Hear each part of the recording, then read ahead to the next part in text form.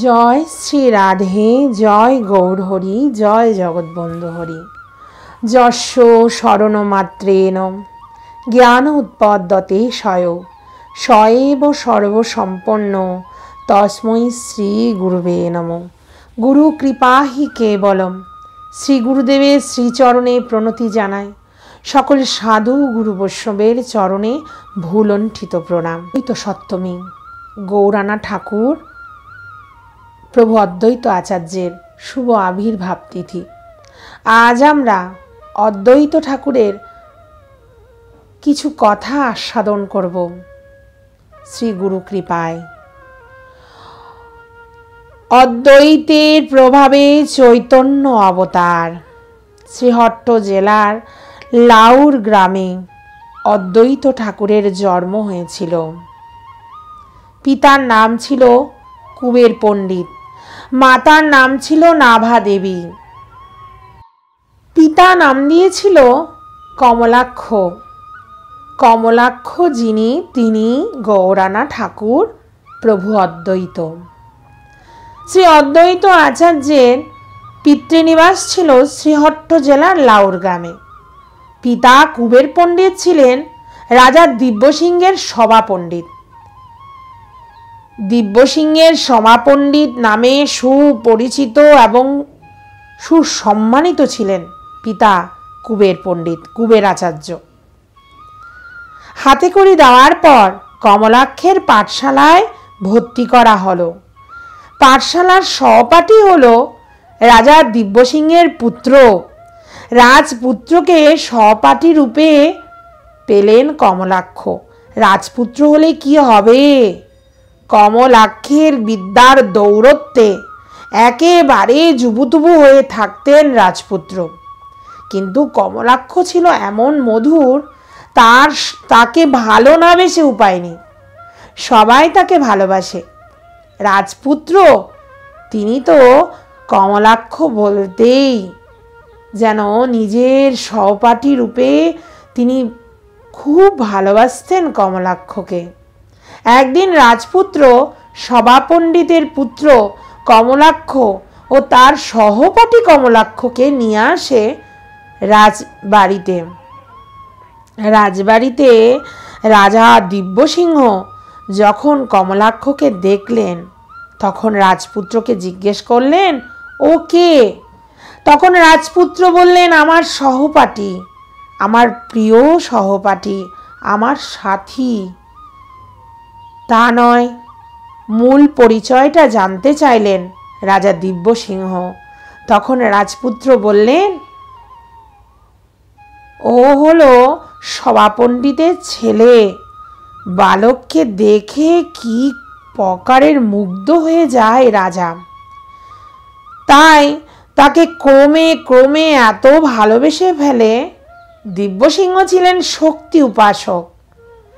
ক্রমে অদ্বৈত ঠাকুরের প্রভাবেই তিনি বিষ্ণু উপাসকে পরিণত হলেন। সব অদ্বৈত ঠাকুরের প্রভাব। কমলাক্ষের বয়স যখন 12 বছর, যখন অদ্বৈত প্রভুর বয়স 12 বছর ছিল, তখন পিতা কুবের পণ্ডিত সপরিবারে চলে আসেন কোথায়? আমাদের শান্তিপুরে। শ্রীহট্ট থেকে তিনি শান্তিপুর চলে আসলেন।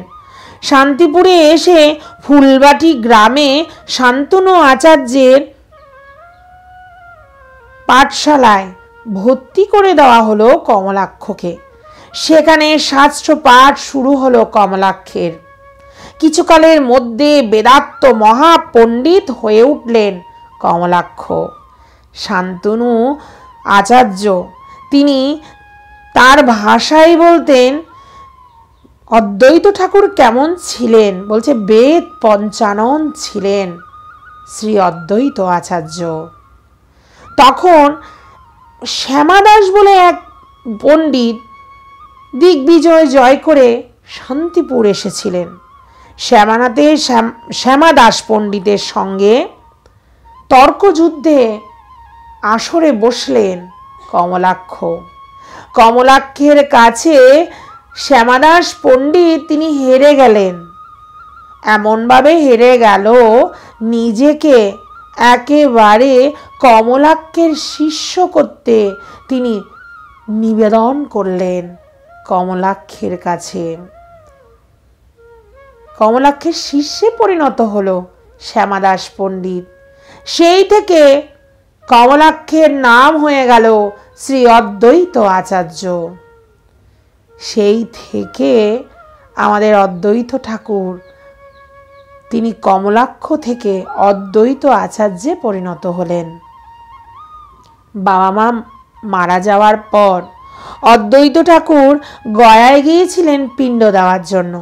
সেখানে দেখা হয় বৈষ্ণবাচার্য, বৈষ্ণব কুলতিলক, বৈষ্ণব শিরোমণি শ্রী মাধবেন্দ্র পুরীপাদের সঙ্গে।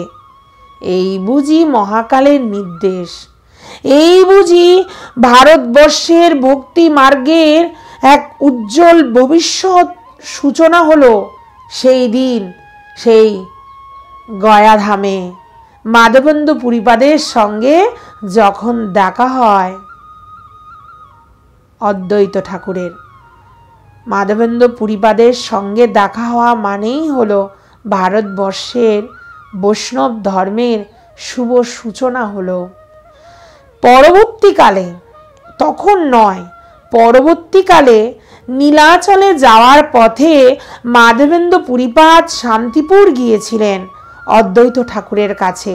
অদ্বৈত ঠাকুর মাধবেন্দ্র পুরীপাদের প্রেমের আবেশ দেখে তার প্রতি আকৃষ্ট হয়ে তিনি শ্রী মাধবেন্দ্র পুরীপাদের কাছে দীক্ষা নেওয়ার জন্য আবেদন করলেন।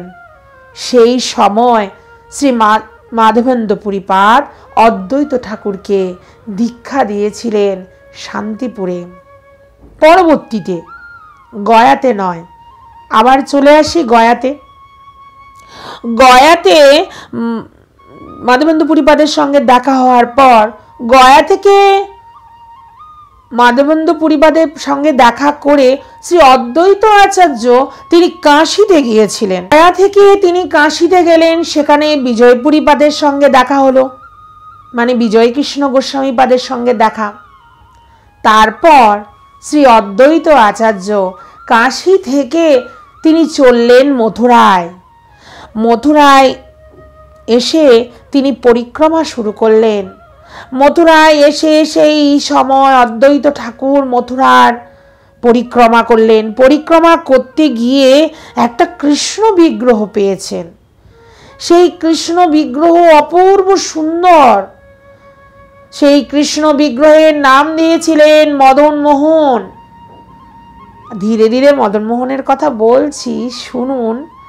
এ মদন মোহন কোথায় আছে, কার সেবিত হলো, পরবর্তীতে সব বলছি। তিনি কৃষ্ণ বিগ্রহ পেয়েছেন, কৃষ্ণ বিগ্রহের নাম দিলেন মদন মোহন। একটা বটবৃক্ষের নিচে সেই কৃষ্ণ বিগ্রহকে অভিষেক করিয়ে সেইখানে রেখে নিত্য প্রতিদিন পুজো করতে লাগলেন।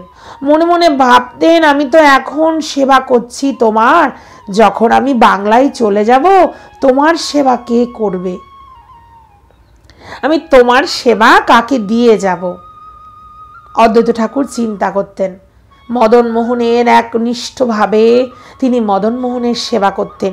বটবৃক্ষের কথা আমি বললাম না, এই বট গাছটা না এখনো আছে।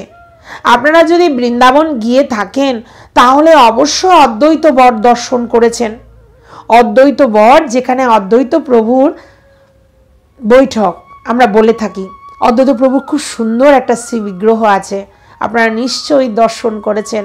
অদ্বৈত প্রভু, সে অদ্বৈত বট, সে অদ্বৈত প্রভুর অপূর্ব সুন্দর দর্শন আপনারা করে থাকবেন। সেইখানেই মদন মোহনকে পুজো করতেন অদ্বৈত ঠাকুর। ভাবছেন, আমি যদি বাংলায় এসে যাই তাহলে অদ্বৈত ঠাকুর ভাবছেন আমার মদন মোহনের সেবা কি হবে।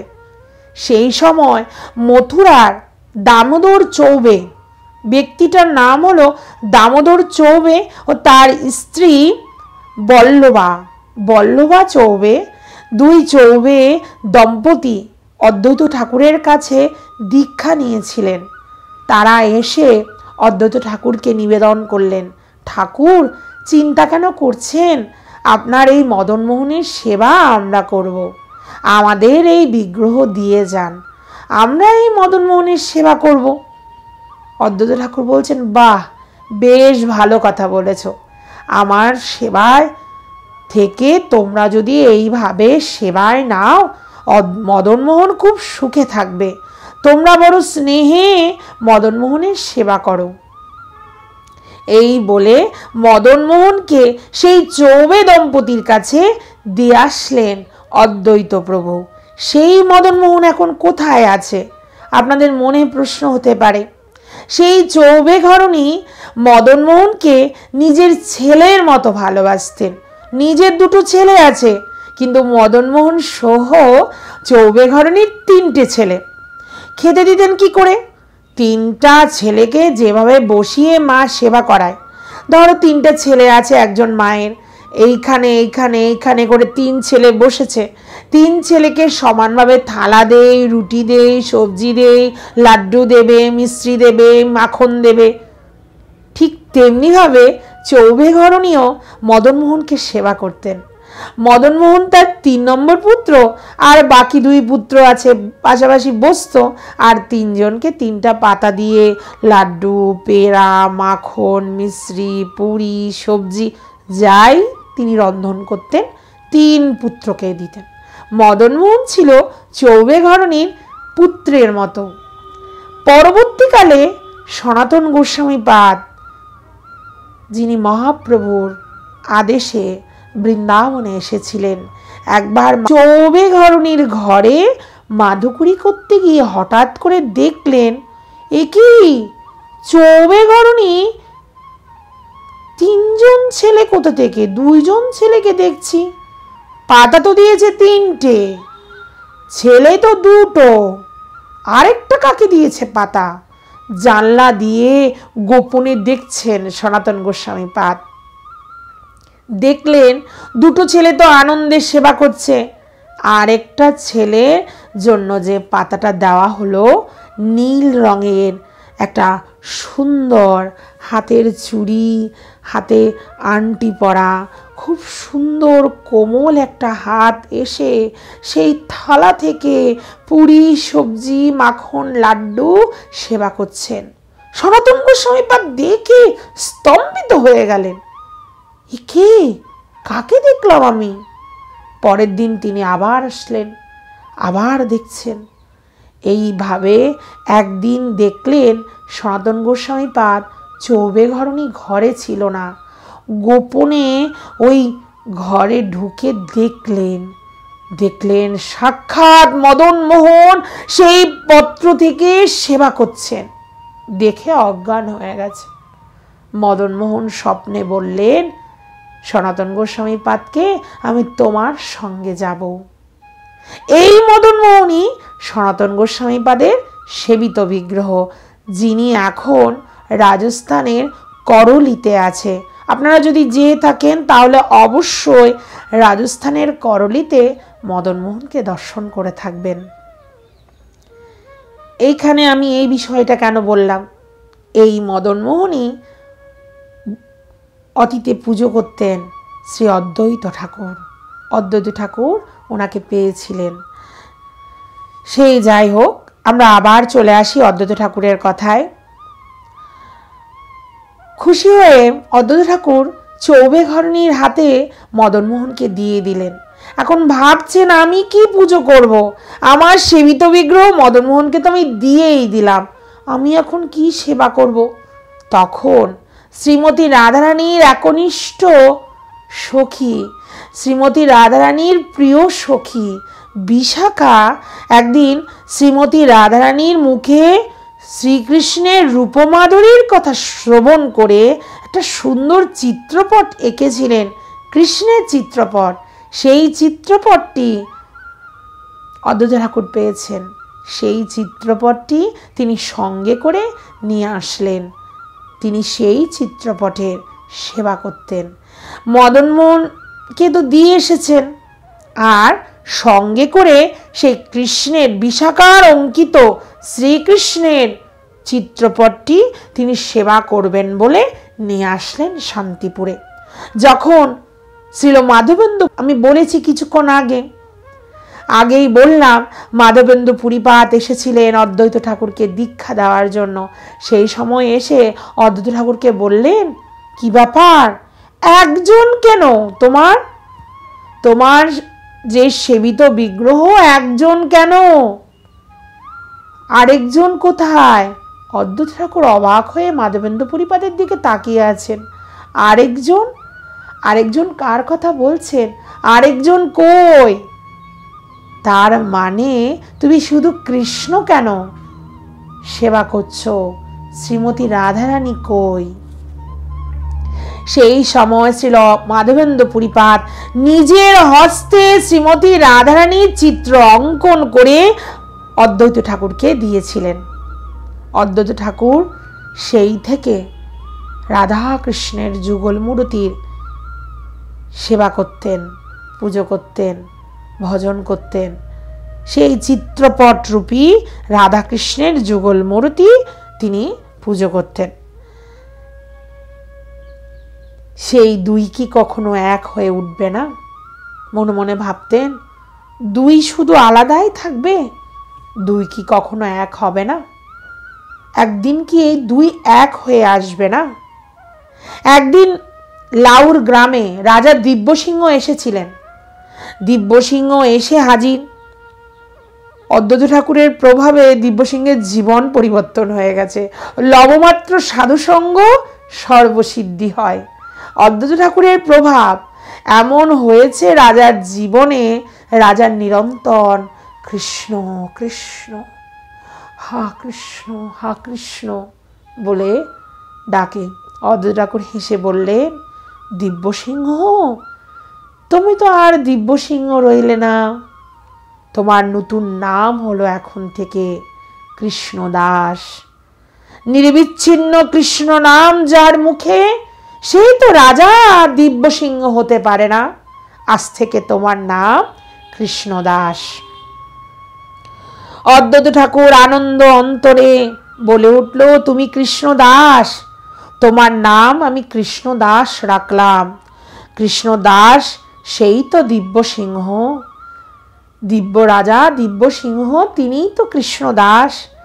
কৃষ্ণদাস তখন এই শান্তিপুরের ফুল্লর বাটিতে কুঠিয়া করে কৃষ্ণনাম জপ করতে লাগলেন। রাজা দিব্যসিংহ কৃষ্ণদাস হয়ে নিরন্তর কৃষ্ণ নাম করে শান্তিপুরের কুঠিয়ার মধ্যে। অদ্বৈত ঠাকুরের সঙ্গে নামাচার্য শ্রী হরিদাস ঠাকুরের সঙ্গ হয়েছিল, মিলন হয়েছিল। দুই প্রেমিকের মিলন হয়েছে। দুই প্রেমিকের মিলন হলে যা হয়, দুইজনই কৃষ্ণ নামে প্রেমিক, দুজনের মিলন হয়েছে। বুরন গ্রামে থেকে প্রথম যখন ফুলিয়ায় আসেন, ফুলিয়া হয়ে শ্রী নামাচার্য শ্রী হরিদাস ঠাকুর তিনি এসেছিলেন শান্তিপুরে। হেনকালে তথা আইল হরিদাস, শ্রদ্ধা বিষ্ণু ভক্তি যার বিগ্রহ প্রকাশ। হরিদাস ঠাকুর আসলেন শান্তিপুরে অদ্বৈত ঠাকুরের কাছে। অদ্বৈত ঠাকুরের ভাবমূর্তি যেন মনের মতো, আর হরিদাস ঠাকুরের ভাবমূর্তি অদ্বৈত ঠাকুরের মনের মতো। দুইজনের মিলন হলো শান্তিপুরে। অদ্বৈত ঠাকুর তার পিতৃশ্রাদ্ধের হরিদাস ঠাকুরকে নিমন্ত্রণ করেছিলেন। আত্মীয় কুটুম্ব সকলে এসেছে, সকলে তো ব্রাহ্মণ স্থানীয়, সকলে অদ্বৈত ঠাকুরের পিতার শ্রাদ্ধে নিমন্ত্রিত হয়ে এসেছে। সেখানে হরিদাস ঠাকুরও এসেছেন। আত্মীয় কুটুম্বরা মাথায় হাত দিয়ে বসলো। এ কি করেছো তুমি, এ কি করেছো? হরিদাস যে জবন, তাকে নিমন্ত্রণ করলে তুমি? অদ্বৈত ঠাকুরকে বলছেন।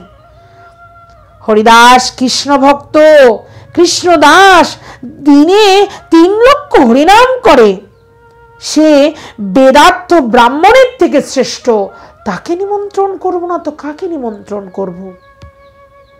হরিদাস ঠাকুরকে তোমরা জবন বলছো? 3 লক্ষ হরিনাম করি যে হরিদাস ঠাকুর, তিনি তো ব্রাহ্মণের থেকে শ্রেষ্ঠ। তিনি যে এসেছেন আমি ধন্য হয়ে গেলাম। অদ্বৈত ঠাকুর সেই সময় আত্মীয় পরিজন স্বজন ব্রাহ্মণ যারা এসেছেন সবাইকে এই কথাটা বললেন হরিদাস ঠাকুর সম্বন্ধে। নিমন্ত্রিত যারা ছিল পাত ঘরে আর পাত পেতে নিমন্ত্রিত হয়ে এসে পাত পেতে আর গ্রহণ করলেন না। অনেক বিনয়ের পর তারা নিতে রাজি হলো। তাই দাও, যে যার বাড়িতে রান্না করে খাবো, তোমার গৃহের অন্ন আর গ্রহণ করব না। অদ্বৈত ঠাকুরের ঘর থেকে ব্রাহ্মণরা কিছু না খেয়ে উপবাস করে চলে গেলেন সেই সিধে নিয়ে। সিধে বলতে ওই চাল ডাল রান্না না করা সবজি, মানে কাঁচা সবজি, তা নিয়ে চলে গেলেন গৃহে গিয়ে রান্না করবেন বলে। যেই রান্না করতে যাবেন অমনি শুরু হলো তুমুল বর্ষণ। এমন বর্ষণ হলো যে সেই বৃষ্টিতে কারো গৃহে আর আগুন জ্বালানো সম্ভব হলো না। সেই দিনের মতো আর কিছু গ্রহণ করতে পারলেন না ব্রাহ্মণরা। অদ্বৈত ঠাকুরের গৃহে পরের দিন সকলে আসলেন, এসে বললেন, আমাদের ভুল হয়ে গেছে, তোমার ঘর থেকে আমরা না খেয়ে উপবাস করে চলে যাওয়া ঠিক হয়নি। কালকের কিছু বাসি যদি কিছু থাকে তা আমাদের দিন, আমরা বাসি অন্ন আমাদের খেতে দাও। এই বলে অদ্বৈত ঠাকুরের ঘরে সকলে আসলেন। পরের দিন খাওয়া দাওয়ার পর অদ্বৈত ঠাকুর তাদেরকে হরিদাসের গুহাতে নিয়ে গেলেন, যেখানে চারিদিকে বর্ষণে আগুন জ্বলছে না। সকলে গিয়ে দেখলেন মাটির নিচে হরিদাস ঠাকুরের গুফার মধ্যে আগুন জ্বলছে। এই যে হরিদাসের হৃদয়ের ভক্তির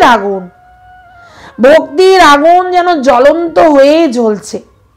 এই দেখে সকল ব্রাহ্মণরা বুঝলেন অদ্বৈত ঠাকুরের মহিমা, সকলে বুঝলেন ঠাকুর হরিদাসের মহিমা।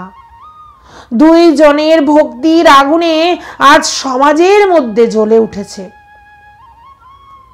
তাদের যে অপরাধ হয়েছে, অপরাধের কারণে তারা যে হরিদাস ঠাকুরকে ছোট করে চলে গেছেন, ওই অপরাধের কারণে কারো ঘরে সেদিন আর আগুন জ্বলেনি। হরিদাস ঠাকুর আর অদ্বৈত ঠাকুরের মিলন হলো। মিলনে যেন একটা বিরাট শক্তির বিস্ফোরণ হলো সমাজে। কি শক্তির বিস্ফোরণ হয়েছে? এই যে জাতি ভেদ, আমি নিচু জাতি, তুমি উঁচু জাতি, তুমি আমায় তুমি নিচু জাতি যখন আমাকে স্পর্শ করবে না, আমার থেকে দূরে থাকবে, এই যে উঁচু নিচুর যে একটা ভেদাভেদ ছিল, সেই ভেদাভেদ গুছে গেল। মানুষে আর কোনো ব্যবধান থাকলো না। হরিদাস ঠাকুর আর অদ্বৈত ঠাকুরের মিলনে এই সম্ভব হয়েছিল। কিন্তু হরিদাস ঠাকুর আর অদ্বৈত ঠাকুরের হৃদয়ে একটা দুঃখ। অদ্বৈত ঠাকুরের হৃদয়ে কি দুঃখ? সংসারে আসক্ত মানুষ বহির্মুখ হয়ে গেছে। তারা বেশ কৃত্রিমতাকে বড় ভালোবাসে, কৃত্রিম যা দেখবে না তাকে বড় ভালোবাসে। তাদের হৃদয়ের মধ্যে যে প্রেম, যে হৃদয়ের মধ্যে যে ভালোবাসা, যে ভক্তি, তা ঘুমন্ত হয়ে গেছে। কেমন? উদাহরণ দিয়ে বলছেন, রাতে পেঁচা যেমন করে চোখটা বন্ধ করে বসে থাকে, সে যেমন দিনের আলো দেখতে ভালোবাসে না, আমাদের হৃদয়ে ভক্তি আছে, তা ওই পেঁচার মতো অন্ধকারে ডুবে আছে। দিনের আলো তারা দেখতে ভালোবাসে না, কৃত্রিমতাকে বড় ভালোবাসে। তাদের হৃদয়ে প্রেম জিনিসটা নেই, সহানুভূতিটা নেই, ভক্তি নেই। অনাচার অভক্তিতে পৃথিবী ছেয়ে গেছে, এই কৃত্রিমতায় পৃথিবী ছেয়ে গেছে। জগতের হৃদয় তৃপ্ত হচ্ছে না। প্রেম ভক্তি যে তৃপ্তিটা সে জগতের মানুষ পাচ্ছে না। তখন অদ্বৈত ঠাকুর ভাবলেন, যদি কৃষ্ণ আরেকবার আসে, যদি এমন হতো কৃষ্ণ আরেকবার আসতো, ঢালতো প্রেম ভক্তির সুধা, সেই প্রেমের ভক্তির বন্যায় যদি আবার সবাই ভাসতো, তাহলে আবার প্রেম ভক্তির জোয়ার বইত। যদি কৃষ্ণ আবার আসতো। অদ্বৈত ঠাকুর এই জীব দুঃখ কাতরতায়, জীবের দুঃখের কাতরে হৃদয় জ্বলে উঠেছে অদ্বৈত ঠাকুরের। জীবের জন্য তিনি হাহাকার করে ডাকতে লাগলেন গোলকের হরিকে, হে ঠাকুর, এই দেখো জীবকে উদ্ধার করতে তুমি আবার নেমে এসো। তুমি যদি না আসো কে দেবে প্রেম ভক্তি, কে দেবে প্রেম ভক্তি। এই বলে গঙ্গা জল তুলসী দিয়ে নিত্য প্রতিদিন কৃষ্ণ পুজো করতে লাগলেন, আর প্রেমের কণ্ঠে তিনি ডাকতে লাগলেন, তুমি এসো, তুমি অবতীর্ণ হও প্রভু, তুমি অবতীর্ণ হও। তুমি যদি অবতীর্ণ না হও তাহলে কে প্রেম ভক্তি দেবে, কে এই তপ্ত হৃদয় শান্ত করবে। তুমি প্রেমের বর্ষণ করো, ভক্তি বিস্তার করে এই সব লোকদের তুমি নিস্তার করো, এই কলিতে তুমি এসো। অদ্বৈত ঠাকুর গৌরকে ডাকছেন। অদ্বৈত ঠাকুর নিত্য প্রতিদিন মদন গোপালকে পুজো করতেন। মদন গোপালের চরণে তুলসী চন্দন নিবেদন করে, গঙ্গার জলে পুজো করে কাতর হয়ে তিনি প্রার্থনা করতেন, দুর্দশাগ্রস্ত জীবদের, এই কলিযুগে এই দুর্দশাগ্রস্ত জীবদের রক্ষা করতে তোমাকে ধরাধামে আসতে হবে প্রভু। অদ্বৈত প্রভুর সঙ্গী যিনি ছিলেন গঙ্গাদাস আর শুক্লাম্বর, একদিন অদ্বৈত ঠাকুর তাদেরকে হুঙ্কার দিয়ে বললেন, শুনো গঙ্গাদাস, শুনো শুক্লাম্বর, করাইম কৃষ্ণ সর্ব নয়ন গোচর, সবেই উদ্ধারিব কৃষ্ণ আপন আনিয়া, বুঝিব কৃষ্ণ ভক্তি তোমার সভা লইয়া। করাইম কৃষ্ণ সব নয়ন গোচর, তবে সে অদ্বৈত নাম কৃষ্ণ কিঙ্কর। আমি যদি কৃষ্ণের কিঙ্কর হই, অবশ্যই আমি সকলকে কৃষ্ণ দর্শন করাবো। এই বলে একদিন হুঙ্কার দিয়ে বললেন, তিনি প্রতিজ্ঞা করলেন যে পৃথিবীতে তিনি কৃষ্ণকে অবতীর্ণ করাবেন। তার প্রতিজ্ঞায় মহাপ্রভু শ্রী গৌরাঙ্গ মহাপ্রভু তিনি পৃথিবীতে অবতীর্ণ হয়েছিলেন। নিজ মুখে একদিন তিনি বলছেন, মহাপ্রভু নিজ মুখে বলছেন, নিদ্রিত আছিন মই ক্ষীরদাস সাগরে, জাগাইয়া আনিল মোরে নারার হুঙ্কারে। আমি নিদ্রিত অবস্থায় ছিলাম ক্ষীরদাস সাগরে, আমাকে নারা নিয়ে এসেছে হুঙ্কার দিয়ে।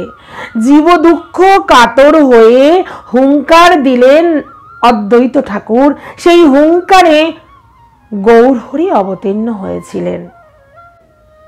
অদ্বৈত ঠাকুর রোজ গঙ্গা জল তুলসী দিয়ে নিজের আবেদন, নিজের হৃদয়ের আরতি ভগবানকে জানাতেন, আবার এসো, আবার অবতীর্ণ হও এই কলিতে। কলিহত জীব নিস্তার পাবে না তুমি যদি না আসো প্রভু, তুমি এসো, হাকার করে ডাকতেন। অদ্বৈতের প্রেমের হুঙ্কারে গৌরাঙ্গের অবতার, গৌরাঙ্গ মহাপ্রভুর আবির্ভাব হয়েছিল অদ্বৈত ঠাকুরের প্রেমের হুঙ্কারে। গঙ্গা জল তুলসী নিবেদন করে তিনি ডেকেছিলেন, তাই গৌরাঙ্গ অবতার রূপে এই কলিতে অবতীর্ণ হলেন। যখন কলি পাবন অবতার শ্রী গৌরাঙ্গ মহাপ্রভু অবতীর্ণ হচ্ছেন সচিমাতার গৃহে, তখন অদ্বৈত ঠাকুর ছিলেন নবদ্বীপে। নবদ্বীপের টোলে ছাত্রদের পড়াতেন। যখন শুনলেন জগন্নাথ মিশ্রের ঘরে অকলঙ্ক চন্দ্র পতিত পাবন শ্রী গৌর হরি সুন্দর একটা পুত্র সন্তান জন্ম হয়েছে, তখন অদ্বৈত ঠাকুর সচিমাতার ঘরে যাওয়ার জন্য সীতা ঠাকুরানীকে পাঠালেন। সীতা ঠাকুরানী সেই সময় সচির গৃহে গিয়ে ধান দুর্ব দিয়ে আশীর্বাদ করলেন অকলঙ্ক চন্দ্র অপূর্ব সুন্দর শ্রী গৌর হরিকে। আদর করে পুত্রকে আশীর্বাদ করলেন সীতা ঠাকুরানী, যাতে করে কোনো অপদেবতার দৃষ্টি না পড়ে, তেতো লাগে, কারণ নিম তো তেতো, তাই নিমের মতো তেতো যেন হয়, তাই পুত্রের নাম রাখা হলো নিমাই। ভালো নাম রাখা হলো কি বিশ্বম্ভর। বিশ্বম্ভর মানে হলো যার প্রেমে বিশ্ব ব্রহ্মাণ্ড মাতোয়ারা হবে। তাই যিনি হলেন এই বিশ্ব ব্রহ্মাণ্ডের মালিক, তার নাম রাখা হলো বিশ্বম্ভর। সমস্ত দেখে শুনে অদ্বৈত ঠাকুর বুঝলেন আমার প্রেমময় প্রভু, আমার প্রেমময় শ্রী হরি এইবার এই যুগে সচিমাতার ঘরে অবতীর্ণ হয়েছেন। তাই তিনি বললেন, মোর লাগি প্রভু আইলা বৈকুণ্ঠ ছাড়িয়া। তুমি আমার জন্য বৈকুণ্ঠ ছেড়ে তুমি এসেছো প্রভু, কিন্তু আমি বুঝবো কি করে তুমি যে আমার প্রভু? প্রভু নিজে না ঘোষণা করলে আমার এ সংশয় যাবে না। আমার মনের সংশয় তো তুমি দূর করতে পারো। দেখি তুমি কেমন করে আমাকে তোমার কাছে নিয়ে আসো, আর তুমি কেমন করে তোমার পরিচয় আমাকে দাও। তুমি যদি আমাকে তোমার পরিচয় না দাও, আমি কি করে বুঝবো তুমি এসেছো? বড় ভাই বিশ্বরূপ অদ্বৈত ঠাকুরের টোলে পড়তে আসতেন। অদ্বৈতর মন্দিরে সেই টোল বাড়িতে পড়তে আসতেন বিশ্বম্বরের বড় ভাই বিশ্বরূপ, বড় দাদা পড়তে আসতেন। বিশ্বরূপ আসে শাস্ত্র শিখতে, বিশ্বম্বর আসে দেখা করতে। ছোট্ট নিমায় দাদার সঙ্গে দেখা করতে মাঝে মাঝে আসে। ও দাদা, মা ডাকছে, চল বাড়ি চল, এই বলে অদ্বৈত ঠাকুরের টোল বাড়িতে আসতেন ছোট্ট নিমায়। অপলোক নয়নে অদ্বৈত ঠাকুর ছোট্ট নিমায়ের দিকে তাকিয়ে দেখতেন। এত সুন্দর রূপ, রূপময় কান্তি। পরবর্তীতে সংসার বিরক্ত হয়ে বিশ্বরূপ সন্ন্যাস নিয়ে গৃহ ত্যাগ করে চলে যায়। গয়া থেকে যখন ফিরে এসেছে মহাপ্রভুর অন্য রূপ আমরা তো জানি। গয়ায় যে নিমাই গিয়েছিল, সেই নিমাই যখন নবদ্বীপে ফিরে এসেছে, সে আগের নিমাইটা নেই, অন্যরকম নিমাই। এই যে কৃষ্ণ প্রেমের মূর্তিমান বিগ্রহ, কৃষ্ণ নাম শুনলে দুই চোখ দিয়ে অযোধ্যারায় অশ্রুধারা বর্ষিত হতে থাকে। পড়াতে গেলেই শুধু কৃষ্ণ নাম বলে, চলতে গেলে কৃষ্ণ নাম, বলতে গেলে কৃষ্ণ নাম। এ কি হলো? অনেকে বলছে মহাপ্রভুর নাকি বায়ুরোগ হয়েছে, অনেকে বলছে নিমায়ের এ কি হলো, খালি কৃষ্ণ নাম বলে। কৃষ্ণ নামের এত মধু, এত এত এত আসক্তি, এত টান, এত আকৃষ্টতা। মহাপ্রভুর হৃদয় যেন কৃষ্ণময় হয়ে গেছে। কি হলো? মা সচিমাতা বলছে বায়ুরোগ হয়েছে। শ্রীবাস ঠাকুরের কাছে মহাপ্রভু বলছে, ও শ্রীবাস ঠাকুর, তুমিও কি বলবে আমার বায়ুরোগ হয়েছে? শ্রীবাস ঠাকুর হেসে বলছে, এ রোগ যেন আমার হয়, আমার কেন এই রোগ হলো না বলো? তোমার হলো, আমার কেন হলো না? এ তো রোগ নয়, এ তো প্রেম রোগ। এ তোমার প্রেম রোগ হয়েছে। এই অদ্ভুত রোগ যেন সকলের হয়, সকলের হৃদয় যেন কৃষ্ণময় হয়। গয়া থেকে যখন এসেছেন তখন কৃষ্ণ প্রেমে উন্মাদ গৌরাঙ্গ রামাই পণ্ডিতকে বলল, রামাই তুমি অদ্বৈত ঠাকুরকে গিয়ে খবর দাও, বলো সে চেয়েছিল আমি তাকে ডেকে নিয়ে আসি, সে এসেছে, যদি সে এসেছে আমি তাকে যেন তাকে ডাকি, তাকে বলো পূজার সাজসজ্জা নিয়ে সস্ত্রী নবদ্বীপে আসতে। যাও খবর দাও, গিয়ে বলো আমি তাকে ডেকেছি। অদ্বৈত ঠাকুরের কাছে রামাই গেল, গিয়ে বলল তোমাকে ডেকেছে। তখন রামাইকে অদ্বৈত ঠাকুর বলল, দাঁড়াও, ঠাকুরের ঠাকুরালি দেখি একটু। আমি যে শান্তিপুর থেকে নবদ্বীপে এসেছি তুমি বলবে না, গৌরকে গিয়ে তুমি বলো না আমি যে এসেছি, আমি নন্দনাচার্যের গৃহে থাকবো লুকিয়ে। যদি অন্তর্যামী হয় তাহলে বুঝবো নন্দনাচার্যের গৃহ থেকে আমাকে নিয়ে আসার কথা সে বলবে। যদি নিমায় অন্তর্যামী হয় তাহলে বুঝতে পারবো। পরীক্ষা করছেন অদ্বৈত ঠাকুর, পরীক্ষা করছেন গৌরহরিকে, যে দেখি আমি যে এসেছি তুমি জানো কি না, আমি একটু দেখি তো। পরীক্ষা করছো তুমি? অদ্বৈত ঠাকুরকে তখন রামায় যেই বলল অমনি বলল প্রভুকে, তার ভাবখানা দেখে গিয়ে যে বল অন্তর্যামী প্রভু তখন বললেন, যাও নন্দনাচার্যের বাড়িতে গিয়ে তাকে নিয়ে এসো। রামাই তো প্রভুকে বলেনি যে অদ্বৈত ঠাকুর নন্দনাচার্যের বাড়িতে আছে। রামাই তো গিয়ে বলছে যে কিছুই বলতে পারলো না, না বলার আগেই অন্তর্যামী গৌরহরি বলে দিলেন, যাও নন্দনাচার্যের গৃহে গিয়ে অদ্বৈত ঠাকুরকে নিয়ে আসো। তিনি যে অন্তর্যামী এই পরীক্ষায় তিনি সফল হলেন। রামাই তখন ছুটে গেল নন্দনাচার্যের বাড়িতে, অদ্বৈত ঠাকুরকে গিয়ে বললেন, চলুন, আপনি ধরা পড়ে গেছেন। কি যে করেন, প্রভুকে পরীক্ষা করছো। প্রভু ধরা পড়ে অদ্বৈত ঠাকুর ধরা পড়ে গেছে। অদ্বৈত ঠাকুর বলল, কে ধরা পড়লো, আমি না তুমি? কে ধরা পড়েছে গো? অদ্বৈত ঠাকুর পড়েছে ধরা না মহাপ্রভু পড়েছে ধরা? অদ্বৈত ঠাকুর বলছে, কে ধরা পড়লো? আমি ধরা পড়লাম না তুমি ধরা পড়লে?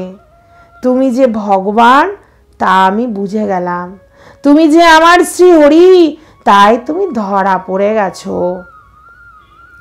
শ্রীবাসের ঘরে নিয়ে আসলো। আমরা তো জানি শ্রীবাস পণ্ডিতের ঘরে মহাপ্রভু 7 দিন বিষ্ণু খাটের উপরে 7 প্রহরিয়া ভাবে বসেছিলেন। 7 প্রহরিয়া ভাবের কথা অনেকের জানা।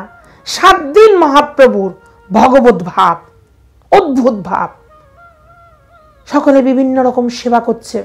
শ্রীবাসের বাড়িতে বিষ্ণু খাটের ওপরে গৌরাঙ্গ মহাপ্রভু বসে আছেন, নিত্যানন্দ প্রভু ছত্র ধরেছেন। গদাধর আজ সুন্দর করে পুষ্প দিয়ে সাজিয়ে দিয়েছেন প্রাণের গৌরকে। তাম্বুল সেবা করছেন গদাধর। সর্বপ্রাণনাথ শ্রী ভগবানকে পেয়ে ভক্তদের আনন্দের সীমা নেই। অদ্বৈত ঠাকুর এসে মাটিতে লুটিয়ে পড়লেন। শ্রী গৌরাঙ্গ মহাপ্রভু তার শ্রীচরণ তুলে দিলেন অদ্বৈত ঠাকুরের মস্তকের উপরে।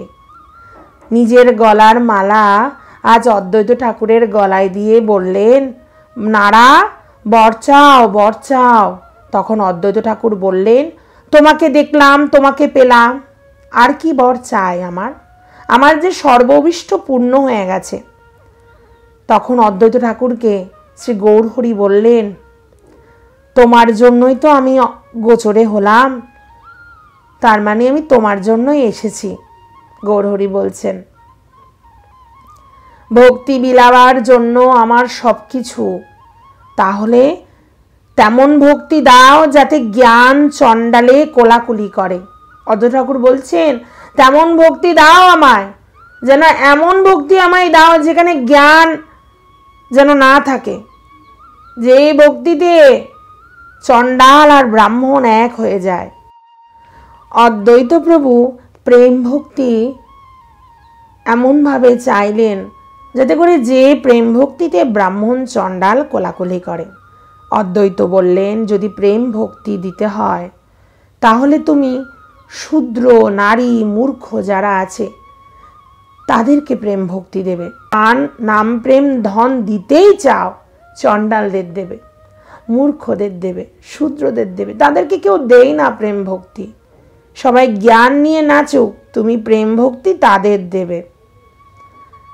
গৌরাঙ্গ মহাপ্রভু অদ্বৈত প্রভুকে গুরু বুদ্ধি করতেন, আর গৌরাঙ্গ মহাপ্রভুকে অদ্বৈত প্রভু প্রভু বুদ্ধি করতেন। কেন গুরু বুদ্ধি করতেন? মাধবেন্দু পরিপাত ছিলেন অদ্বৈত প্রভু গুরুদেব, আর মাধবেন্দু পরিপাতের আরেক শিষ্য ছিল ঈশ্বর পরিপাত।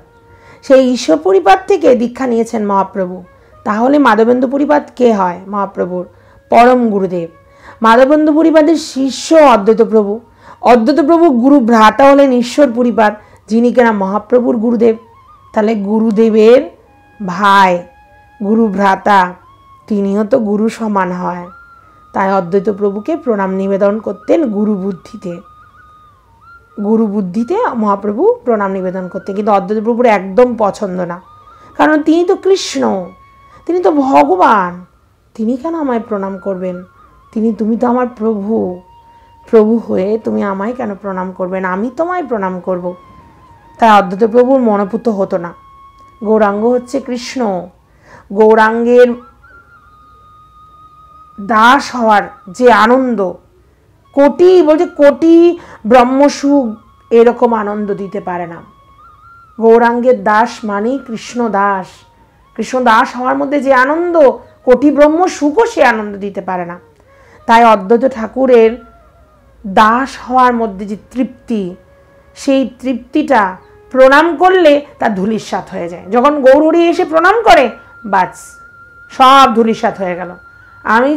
আমি যে তোমার দাস, আমি যে তোমার দাস হয়ে থাকার যে আনন্দটা, সে আনন্দটা আমি পাই না যখন তুমি এসে আমায় প্রণাম করো। আমি তো তোমার প্রণাম নিতে চাই না, কিন্তু অদ্বৈত প্রভুকে তো প্রণাম করবেই গুরুদেব, গুরু বুদ্ধিতে প্রণাম। আমি কিছুক্ষণ আগে বললাম 7 দিন সেবাস ঠাকুরের গৃহে মহাপ্রভুর 7 দিন ভাগবত ভাবে, ভগবান ভাবে প্রকাশিত হয়েছিল। সেই মহাপ্রকাশের দিন সকলে প্রেম পাচ্ছে মহাপ্রভুর কাছে।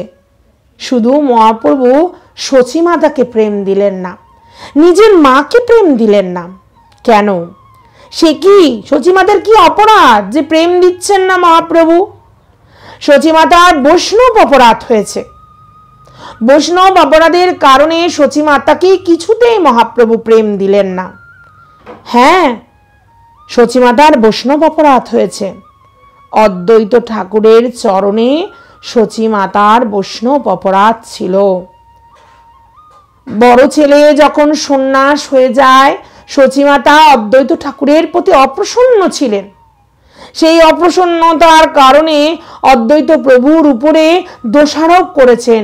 অদ্বৈত প্রভুর কারণে আমার বড় ছেলে বিশ্বরূপ সন্ন্যাস হয়ে গেছে।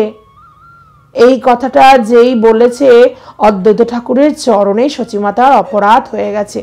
সেই অপরাধের কারণে আজ মহাপ্রভু সচিমাতাকে প্রেম দিচ্ছেন না। সকলে বলছেন, ও প্রভু, কেন তুমি সচিমাতাকে প্রেম দিচ্ছ না?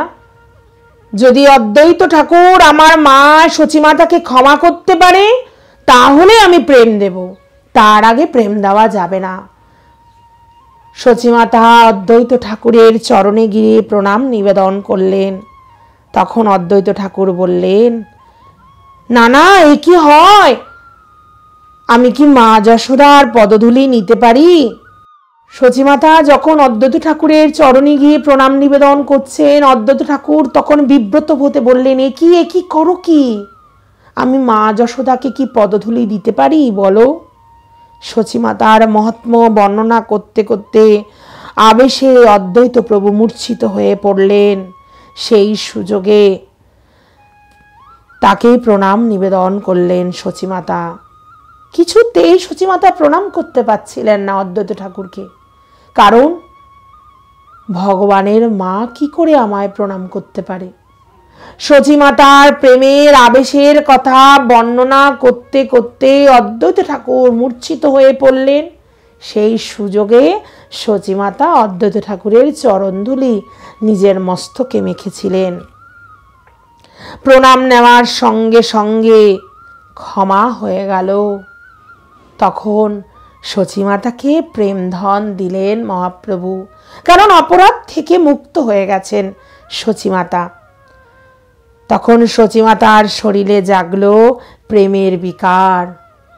অদ্বৈত ঠাকুরকে প্রণাম করার সঙ্গে সঙ্গে ক্ষমা পেয়ে গেলেন সচিমাতা। বৈষ্ণব অপরাধে নিজের মাকেও ক্ষমা করলেন না মহাপ্রভু। বৈষ্ণব অপরাধটাই এমন। আমরা জ্ঞানে অজ্ঞানে কতভাবে বৈষ্ণব অপরাধ করছি। বৈষ্ণব অপরাধ কার চরণে কখন হয়ে যায় আমরা কিছুই জানি না। যেইখানে নিজের মাতা সচী মাতাকে মহাপ্রভু প্রেমধন দিচ্ছিলেন না শুধুমাত্র বৈষ্ণব অপরাধের কারণে, তাহলে চিন্তা করে দেখুন বৈষ্ণব অপরাধ কতখানি যে আমাদের ভজন নষ্ট করে দিতে পারে। তাই বৈষ্ণবদের আর সাধুদের সাবধান করেছেন শাস্ত্র। বলছেন সাধু সাবধান, হে সাধু হে বৈষ্ণব তোমরা সাবধান, যেন তোমাদের কোথাও তোমাদের যেন অপরাধ না হয়ে যায়। অদ্বৈত ঠাকুরের কথা আমরা আস্বাদন করছিলাম। কাজী দমনে যখন চাঁদ কাজীকে মহাপ্রভু দমন করতে যাচ্ছিলেন, চাঁদ কাজী এই নবদ্বীপের মধ্যে কীর্তন বন্ধ করে দিতে বলেছিলেন, মৃদঙ্গ ভেঙে দিয়েছিলেন। তখন চাঁদ কাজীকে দমন করার জন্য মহাপ্রভু আজ যাচ্ছেন মশাল হাতে নিয়ে। নবদ্বীপবাসী সকলে আজ চাঁদ কাজীকে দমন করার জন্য মহাপ্রভুর সঙ্গে যাচ্ছেন। মহাপ্রভু আজ কি অপূর্ব বেশে সেজেছে। মস্তকে চূড়ার মধ্যে মালতী ফুলের মালা, গলায় মালতী ফুলের মালা, বাজুতে মালতী ফুলের মালা, হাতে মালতী ফুলের মালা, চরণে নূপুর, কি অপূর্ব সাজ। আজ নেচে নেচে যাচ্ছেন আমার গৌরহরি। ও প্রভু তুমি কোথায় যাচ্ছ? চাঁদ কাজীকে দমন করতে না কাউকে প্রেম দিতে? চাঁদ কাজীকে দমন করতে যাচ্ছ, এমন সেজে তোমায় যে দেখবে সে তো মুগ্ধ হয়ে যাবে। আর চাঁদ কাজীকে দমন করতে যাচ্ছেন মহাপ্রভু, সঙ্গে যাচ্ছেন নিত্যানন্দ প্রভু আর অদ্বৈত প্রভু আর শ্রীবাস ঠাকুর। প্রথমে আজ মহাপ্রভু গৌরাঙ্গ মহাপ্রভু কীর্তনে বেরোলেন। প্রথমে রাখলেন শ্রীবাস ঠাকুরকে, মধ্যে রাখলেন অদ্বৈত প্রভুকে, আর শেষে রাখলেন নিত্যানন্দ প্রভুকে। এ যেন কাজীকে সম্বোধন করে বলা, দেখো ভক্তি ধর্মের মহিমা, যাতে জাতি কুলো কোনো বিচার নেই, যাতে মুসলিম ও ব্রাহ্মণের চেয়ে অধিকতর গৌরবের অধিকারী, সবার নিচে পিছে কেউ নেই, সর্বহারা আমরা দুই ভাই গৌর নিতাই, আমাদের সকলে আপনজন।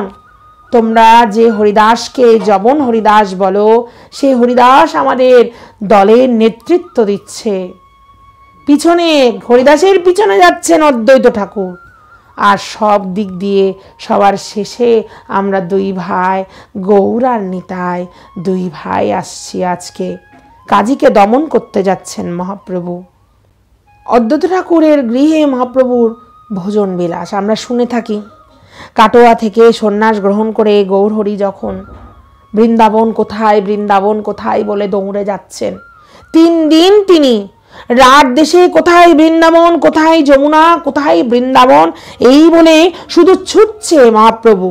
নিত্যানন্দ প্রভু মন ভুলিয়ে শান্তিপুরে নিয়ে আসতে চাইলেন মহাপ্রভুকে।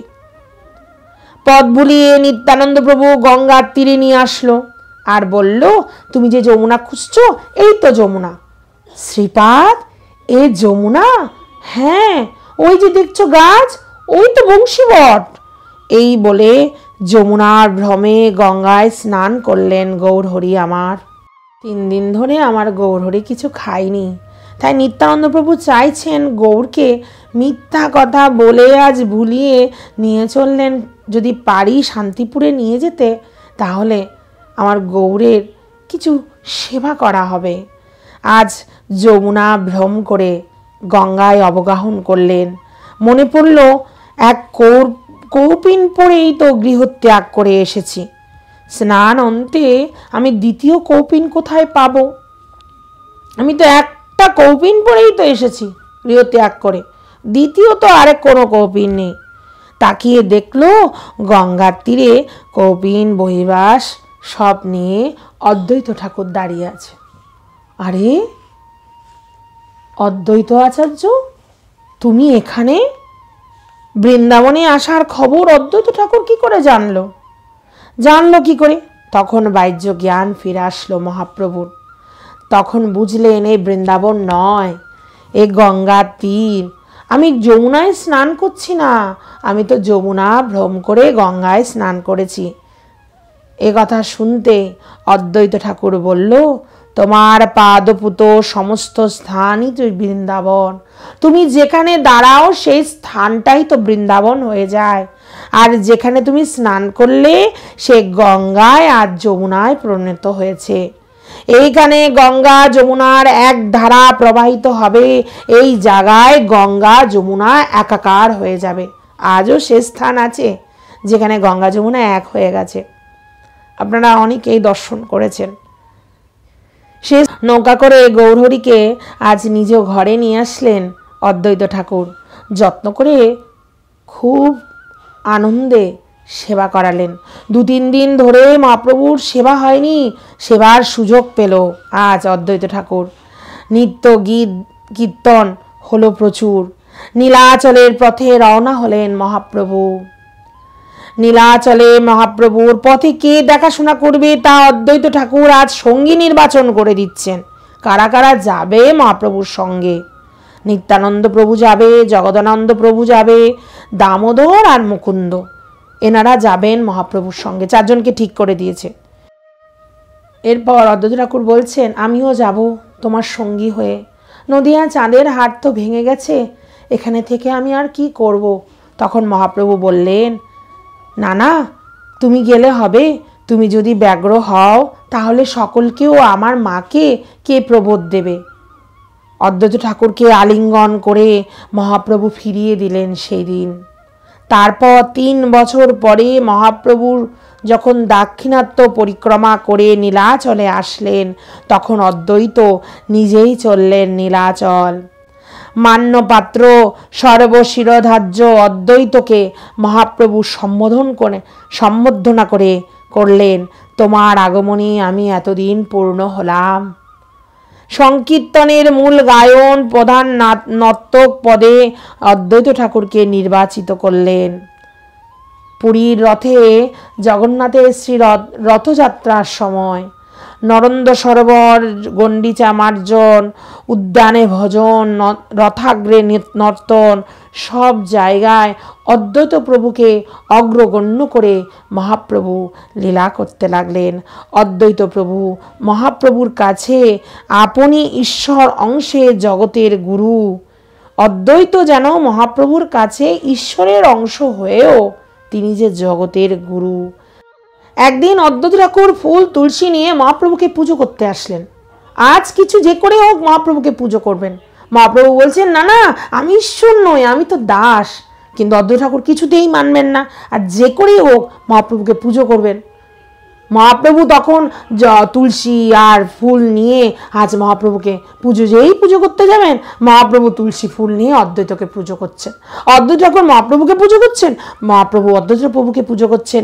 শিব রামকে পুজো করছেন, রাম শিবকে পুজো করছেন। সইসে নমস্তুতে, তুমি যে হও সেই হও, আমি তোমাকে প্রণাম করি, তোমাকে বারংবার প্রণাম। আজ শিব অদ্বৈত ঠাকুর মহাপ্রভুকে প্রণাম করছে, মহাপ্রভু অদ্বৈত ঠাকুরকে প্রণাম করছেন। আজ শুধু চৈতন্যের গান হবে, ভক্তদের বললেন অদ্বৈত ঠাকুর। আজ আর কোনো অবতারের গান নয়, সর্ব অবতারময় চৈতন্য গোসাই। সেই থেকে চৈতন্য লীলা গান আরম্ভ হলো। ফিরে যাওয়ার সময় মহাপ্রভু অদ্বৈত ঠাকুরকে বলছেন, আচণ্ডালে প্রেম ধন দান করো। আর অদ্বৈত প্রভু মহাপ্রভুকে বলছেন, আমি প্রতি বছর আসবো নীলাচলে তোমাকে দর্শন করতে, তোমাকে দেখতে। এই বলে তিনি চললেন। প্রতি বছর আসার সম্মতি নিয়ে নিলেন মহাপ্রভুর কাছে। অদ্বৈত সপ্তমী উপলক্ষে আমরা আজ এই ভাগবতীয় কথা আস্বাদন করছি। অদ্বৈত ঠাকুর হলেন তিনি যিনি গৌরকে এনেছিলেন এই ধরাধামে।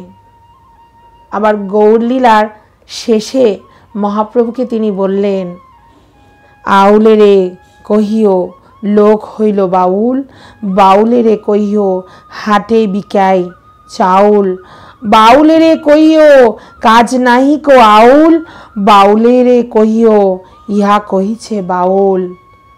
কলিহত জীবকে কৃষ্ণ নাম দেওয়ার জন্য তোমাকে আহ্বান করেছিলাম, তুমি এসেছো নির্বিচারে সকলকে কৃষ্ণ প্রেম বিতরণ করেছ।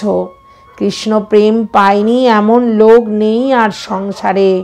যাদের বিতরণের ভার ছিল তারাও কাজ করছে, তাদেরও কাজ ফুরিয়েছে। এইবার তবে হাট গুটিয়ে ফেলো। হাটের যা বিকাবার ছিল তা বিকানো হয়ে গেছে, এইবার হাট গুটিয়ে ফেলো। মহাপ্রভু বুঝলেন অদ্বৈত প্রভু তাকে অন্তর্ধান হওয়ার জন্য ইঙ্গিত করলেন। তথাস্তু, তাই হোক, এই বলে তিনি চুপ করে গেলেন। অদ্বৈত ঠাকুর এনেছিলেন মহাপ্রভুকে, আবার যিনি আনেন তিনিই তো আবার বিসর্জন করেন। ব্রাহ্মণ পুরোহিত মা দুর্গার শ্রীবিগ্রহে প্রাণ প্রতিষ্ঠা করেন, আবার ব্রাহ্মণ পুরোহিত সেই বিগ্রহকে বিসর্জন করেন। ঠিক তেমনি অদ্বৈত প্রভু এনেছিলেন গৌরহরিকে, তিনিই আবার অন্তর্ধান হওয়ার জন্য মহাপ্রভুকে ইঙ্গিত করলেন। মহাপ্রভু বললেন তথাস্তু। কিঞ্চিত অদ্বৈত ঠাকুরের কথা আস্বাদন করার চেষ্টা করলাম। ভুল ত্রুটি যদি হয় তাহলে আপনারা মার্জনা করবেন। অদ্বৈত ঠাকুরের শ্রী চরণ পদ্মে প্রণতি নিবেদন করে, শ্রী গৌরের চরণ পদ্মে প্রণতি নিবেদন করে আজ এখানেই হরিকথা বিশ্রাম করছি। পরবর্তী দিন নতুন কোনো কথা নিয়ে আবার আসব। আপনাদের যদি ভালো লেগে থাকে তাহলে আমার চ্যানেলটা অবশ্যই সাবস্ক্রাইব করবেন। জয় রাধে, জয় গৌর হরি, জয় জগৎবন্ধু হরি, জয় শ্রী গুরুদেব।